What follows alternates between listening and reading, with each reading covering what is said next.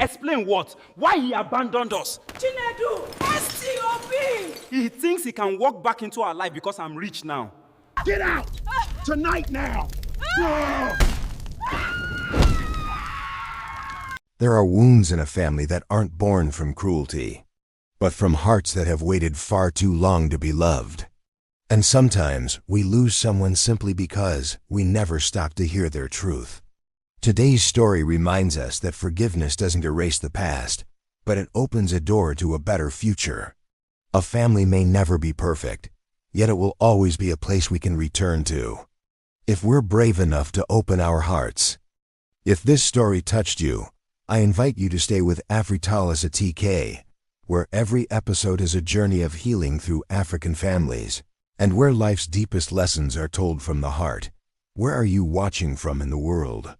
Share your location below, and tell me, if it were you, would you have the courage to forgive like they did? Don't forget to subscribe to Afritalis at TK, so you never miss a story that moves your soul. Chinedu, a young entrepreneur carving out his name in Lekki, returned home with his beautiful wife, Amara, to spend Christmas with his mother.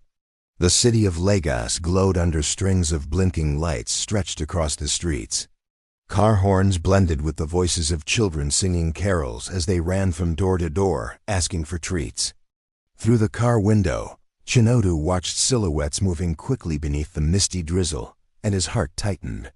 Once upon a time, he had been one of those barefoot boys racing down this dusty red road, chasing after the toy-filled Christmas truck he never dared to imagine he would own anything from. "Baby, you're smiling," Amara leaned closer, placing her hand lightly on his arm. "Thinking about Mama?" "Yeah," Chinedu breathed out, a softness flickering in his eyes. "First Christmas in years that I'm coming home properly. No meetings, no last-minute deals. Just family." The building they once lived in appeared at the end of the street, a row of faded yellow houses with peeling walls, though tonight they wore cheap Christmas lights and a hand-drawn holiday card taped to the front door. He slowed the car, his heartbeat growing unsteady, as if he were walking into the most delicate negotiation of his life.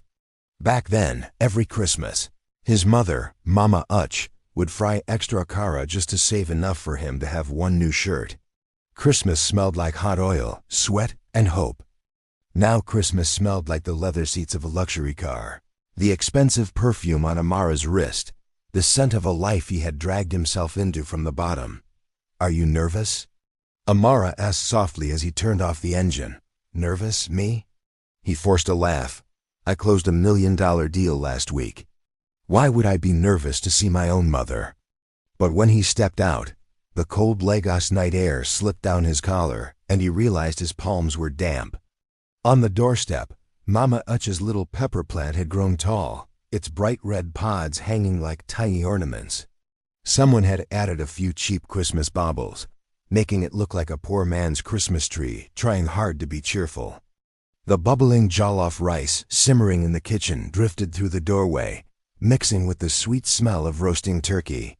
He heard the clang of a ladle against a pot, the crackling of an old radio playing gospel music, and someone humming along, "Joy to the world, the Lord is come." "Smells like home," Amara smiled, eyes lighting up.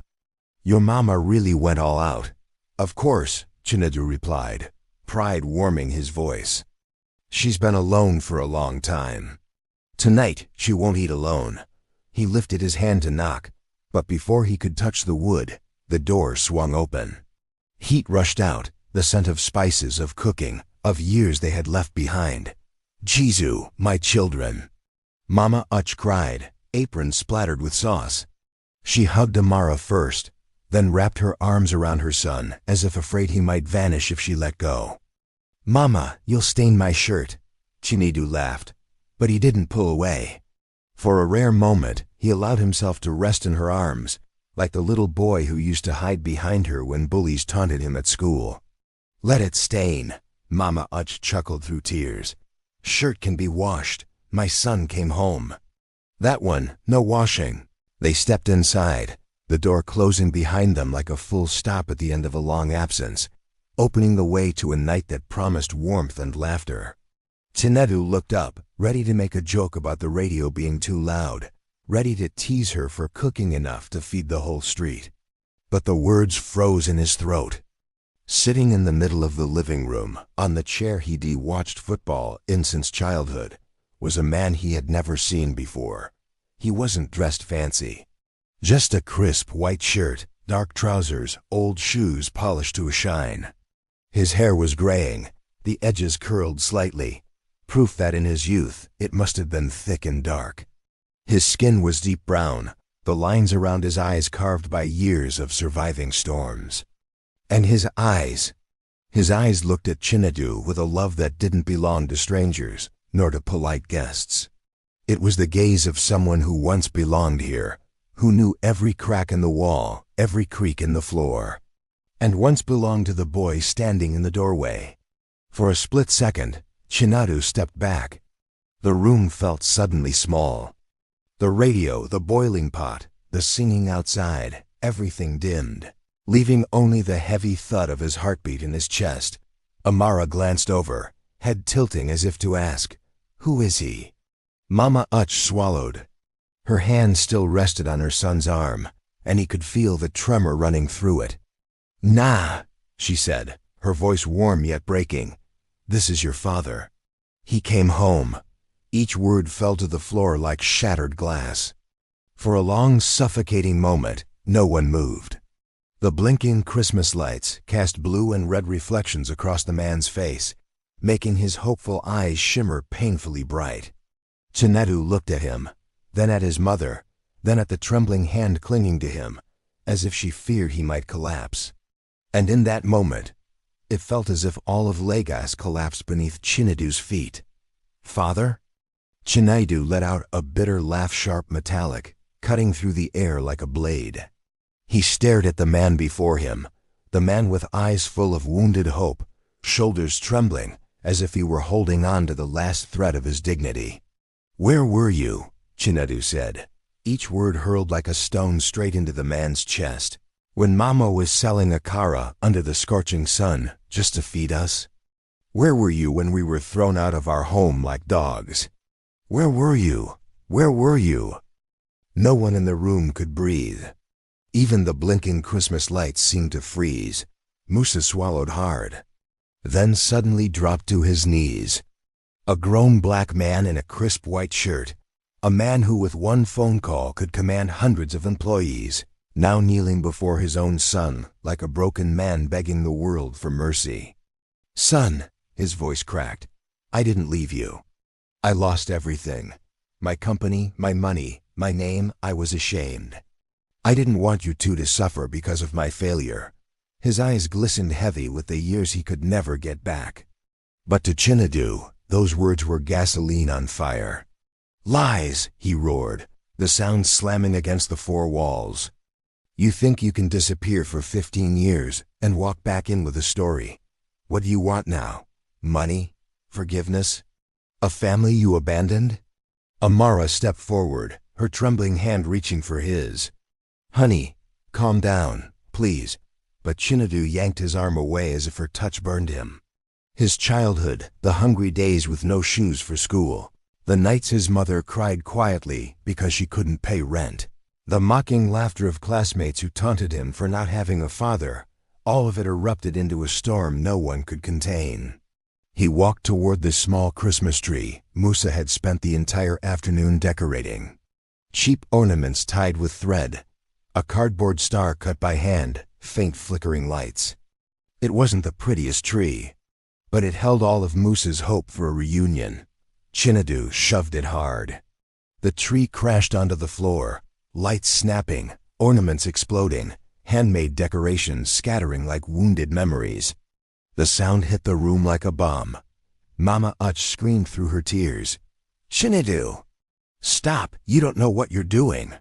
But he no longer heard anything. His whole world had become fury. He pulled a lighter from his pocket, the one he used to burn scented candles when he was stressed. His thumb flicked, releasing a small flame. Musa lurched to his feet, stepping toward his son. "Son, please. That tree was for you. For us." Chinedu stared straight into his eyes. Take your fake Christmas and leave. The flame touched the dry paper ornaments. In seconds, fire roared to life, bright, hungry, merciless. Its reflection burned across Musa's face like a verdict. Amara covered her mouth. Mama Uch fell into a chair, sobbing until her voice gave out. Musa didn't move. He didn't defend himself. He didn't try to save the tree. He stood there, motionless before the flames, as if he believed he deserved every spark of punishment, as if each burning ember was a reminder of the 15 years he missed in his son's life. At last he drew a trembling breath and turned away. At the doorway, he paused. He didn't look back. His voice shook like something about to break. Chinedu, I didn't come to take anything from you. I came to give you everything I have left. Then he walked out of the house. The Christmas night wind rushed in, carrying distant carols, cheerful, innocent, and cruelly out of place in a reunion that had gone up in flames. The door closed, and the man who had searched 15 years for his son walked away in silence, accompanied only by the sobs of the woman who had once loved him more than life. 3 days later, while the smell of smoke from the burned Christmas tree still clung to the hallway, Chinedu's phone vibrated. He was in his lucky office, dressed in an expensive suit that couldn't hide the exhaustion carved into his face. 3 days without sleep, 3 days with no word from his mother, 3 days of his wife avoiding his eyes, and 3 days with no sign of Musa. Chinedu glanced at the screen. Unknown number. He almost declined the call, but something, instinct, dread, fate made him answer. Hello? Who's this? A calm male voice filled the line, so steady it made the hairs on Chinedu's arms rise. Good morning, Mr. Chinedu. My name is Barrister Teo. I'm the head legal counsel for Musa Holdings. The entire office seemed to freeze. Employees outside blurred into silhouettes. Why are you calling me? Chinedu asked, trying to steady his voice. Chairman Musa instructed me to inform you, the lawyer said slowly, that he is withdrawing all financial support from your company, effective immediately. Chinedu's heart skipped a beat. What financial support? He asked, stunned. You must be mistaken. Musa Holdings has nothing to do with. Teo cut him off, polite, firm, unshakable. Sir, I've sent the documents to your email. Please check. Chinedu opened his laptop, fingers trembling enough to mistype the password 3 times. Finally, the screen lit up. A large folder appeared. Stabilization files for Chinedu. He opened it, and the data sliced through him like cold steel. Year 1. His company nearly collapsed from negative cash flow. A $2 million investment from Blue Ridge Capital, Ltd., saved it. Year 2. A massive lawsuit threatened to destroy everything. A conglomerate called Sun Peak Investments paid all legal fees. Year 3. He was about to lose controlling shares when his stake dropped to 30%. An anonymous fund bought back every share, securing the CEO seat for him. Every time he stood on the cliff's edge, a hidden hand had pulled him back. At the bottom of the files, Teo had written, all of the above entities are subsidiaries of Musa Holdings. Every approval signature belongs to Chairman Musa. He saved your company 3 times. Without him, you would have nothing today. The room spun. Why would he do that for me? Chinedu whispered. The lawyer's voice softened, as though he wished he could place a hand on Chinedu's shoulder through the cold phone line. Because you're his only son, Mr. Chinedu. Chinedu gripped the desk edge only for his hands to slip, nearly sending him falling. Where is he now?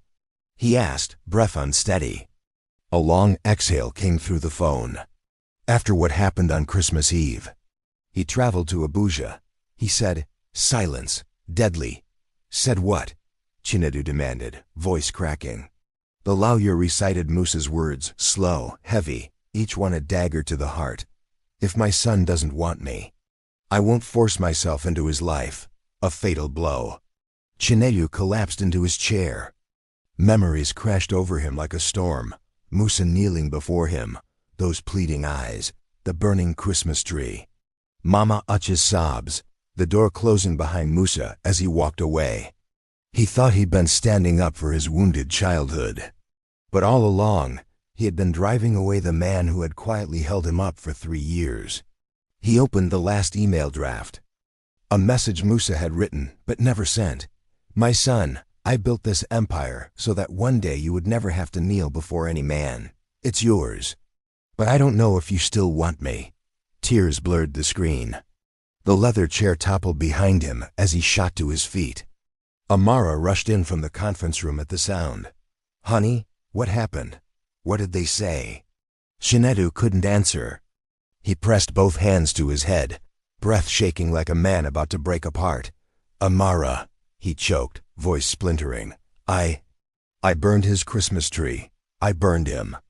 For the first time since becoming CEO, Chinedu's mask of strength shattered. Everything crumbled. He sank to the cold white tile floor, the same floor where he had signed his biggest deals.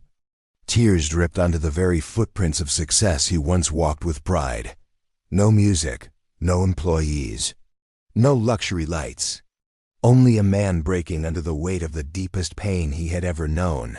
Chinedu fell apart. Chinedu drove through the night toward Abuja, the SUV cutting across a road that felt endless.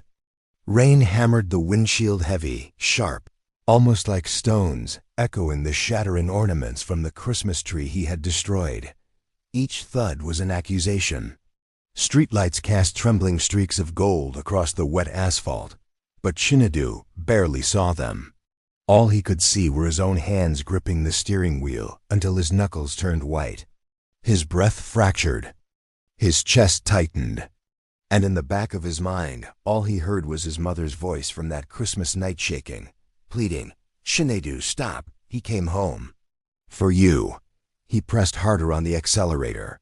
The darkness ahead seemed hungry, ready to swallow the car whole. But he didn't slow down. He couldn't slow down. With every kilometer he passed, another memory surfaced. Musa kneeling before him. Those eyes red, desperate, breaking. The hopeful hand that reached for him, then fell. The old man's silhouette walking out of the house slow, burdened, as if carrying a broken heart on his back. Chinedu slammed his fist against the steering wheel, a raw scream tearing out of him, collapsing into the empty cabin. "Papa, why didn't I listen? Why?" But Abuja did not answer. Only the cold rain replied with its relentless percussion. By the time he reached Musa's villa, dawn was just beginning to break. The first pale light stretched across the wet lawn, washing the house in a somber glow. White walls, wide courtyard. A silence so deep he could hear droplets falling from the roof. Chinedu stepped out of the car, legs weak, almost hollow. He walked through the iron gate and pressed the doorbell with trembling fingers. No response. The door wasn't locked. He pushed it open gently. The soft creak of the hinge made his heart lurch. Inside the living room, Musa sat quietly on a wooden chair by the wide window. Rain still clung to the glass in long silver streaks.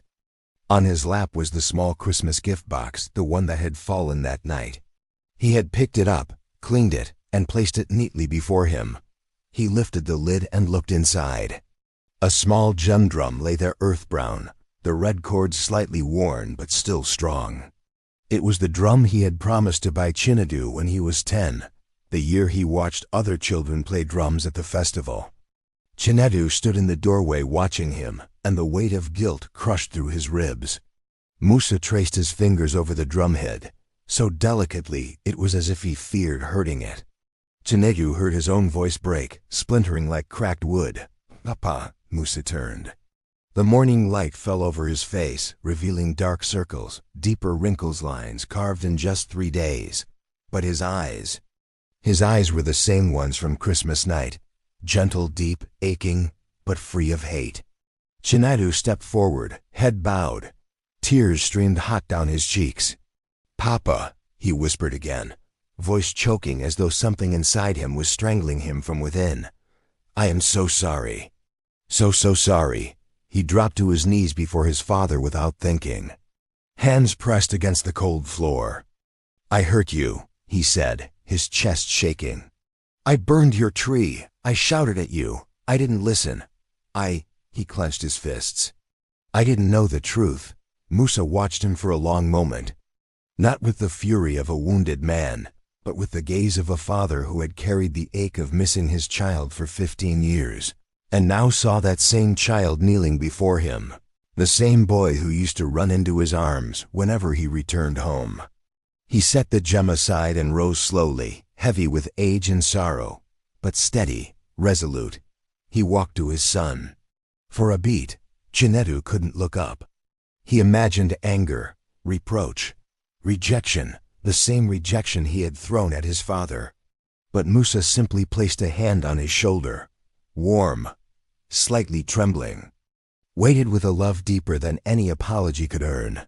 "My son, hurt people hurt people." His voice was low, warm, touched with the fatigue of years. "I forgive you." Chinedu broke. A sob ripped out of him, raw, heavy, splintering. He wrapped his arms around his father, burying his face against his chest as if letting go would make the world fall apart. Musa held him, patting his back gently, just as he had done when Chinedu was a boy. As if 15 years had never passed. As if every fracture could begin to mend from this very moment. And there, inside the silent villa in Abuja, as the morning sun rose, Chinedu cried in his father's arms like a lost child finally found. The next Christmas, they sat together again around the table, golden fried rice steaming, spicy roasted chicken filling the air with its warm, familiar aroma. The house in Surulere looked brighter than in years past. Not because of the extra strings of blinking lights, though there were a few more around the window frames, but because of the laughter spilling from all four corners of the room. Laughter that had vanished for so long, now returning as if it never left. Mama Uch moved back and forth between the kitchen and the table, apron splattered with oil, face glowing with joy. She placed a tray of moi moi on the table and adjusted the plate of spicy roast chicken fresh from the oven. The scent of pepper, onions, garlic, and hot oil drifted through the room, enough to make anyone's stomach growl. "Ah, you people should eat before food gets cold, oh," she said with a laugh. "I didn't cook for Christmas decoration," Amara giggled, reaching to help arrange the salad bowl. "Mama, nobody is decorating food. We're about to destroy it," she teased. "I've been dreaming about your fried rice all week." At the head of the table, Musa sat upright on the old wooden chair, now fitted with a new cushion. He wore a cream-colored agbada, simple, yet elegant in that quiet, dignified way. His hair was whiter than the Christmas before, but his eyes were younger, less weighed down, carrying a piece he hadn't worn in so many years. Beside him was Chinedu, no longer in the cold, corporate CEO uniform. Tonight, he wore a rolled-up white shirt, 2 buttons loosened at the collar. He looked less like an executive and more like a son finding his way home. In the corner stood the new Christmas tree, taller, brighter, beautifully decorated. But the most beautiful detail was small, a tiny wooden gem ornament wrapped with red string hanging near the middle. Chinedu had hung it there himself that morning. When everyone had taken their seats, Musa slowly lifted his glass. His hand shook slightly, but his voice was steady. "Before we eat," he began, eyes moving gently from one face to another, "I want to say something." The room softened into silence. The small radio in the kitchen still played Christmas music, but the sound faded into the background, giving space to the moment. Musa drew a deep breath, then smiled. "Family isn't about who leaves," he said, each word clear. "But who comes back?" Mama Uch covered her mouth, eyes glistening. Amara looked at Chinedu, knowing the words weren't just for Musa, but for the young man sitting beside him. Chinedu swallowed, a knot rising in his throat. Memories rushed in, the burning Christmas tree, his father's devastated voice, the slamming door, but they didn't strangle him anymore. They sat inside him like an old scar, painful but healed. He turned to Musa, seeing every line and contour of the face he once refused to acknowledge. "I used to think you abandoned me," he said quietly, his voice tightening. But I'm the one who abandoned you that Christmas night. The words fell like a confession. This time no one screamed, no one sobbed. There was only a silence full of love, the kind of silence that exists only among people who have chosen forgiveness. Musa looked at his son, his eyes softening. He set his glass down and reached out, placing his hand over Chinedu's. His palm was warm, firm, carrying the weight of all the years they lost and all the years they still had. "Forgiveness wipes every tear," he murmured. "Let's start again." It wasn't a promise that they'd never fight again. It wasn't a vow that everything would be perfect from now on. It was simply a door opening, a door no one would slam shut in anger this time. Mama Utch stood, saying nothing, wrapping her arms around both father and son from behind. Amara rose too, sliding an arm over her husband's shoulder and pulling Musa gently into the embrace. For a brief moment, the four of them held each other, a slightly uneven circle, rough around the edges, but strong, sturdy, mended by apologies, tears, and nights spent eating together without looking away in shame. When they finally sat back down, Mama Utch clapped her hands. "Okay, if you people have finished forgiving each other, can we eat now? This chicken will cry if we ignore it." Laughter burst around the table. Chinedu scooped fried rice onto Musa's plate, his hands steady for the first time in a long while. "Papa, you must eat plenty," he said, this time with warm teasing. "We need you strong." Board meetings can be worse than Christmas fights. Musa let out a deep, hearty laugh, the kind he hadn't used in years. "My son," he replied, "with this family I can face any board meeting." Outside, Lagos night deepened. Lights flickered from neighboring houses. Children laughed in the alley, and somewhere down the street, someone played bata drums. A small group began singing carols, their voices echoing through the old walls of the neighborhood. Inside the house, they ate and talked and teased one another, as if no Christmas had ever burned. But every so often, Musa and Chinedu's eyes would meet, exchanging a small smile. The smile of two people who had walked through fire together and survived. Near the end of the meal, the bata drums outside grew louder, steady, deep, rhythmic, like a strong heartbeat. Amara stood and pulled the curtains aside. The glow from the Christmas tree inside mingled with the lights from the street. Musa watched the scene, then looked around the table, the woman he once loved, the son who once thought he'd abandoned him, the daughter-in-law who held them both together.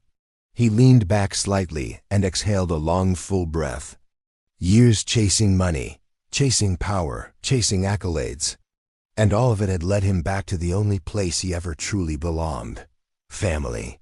He smiled, raising his voice just enough for them all to hear. Where there is love, there is Christmas. You're watching Afritala's ATK. Want more heartfelt stories like this? Hit subscribe and let us know where in the world you're watching from.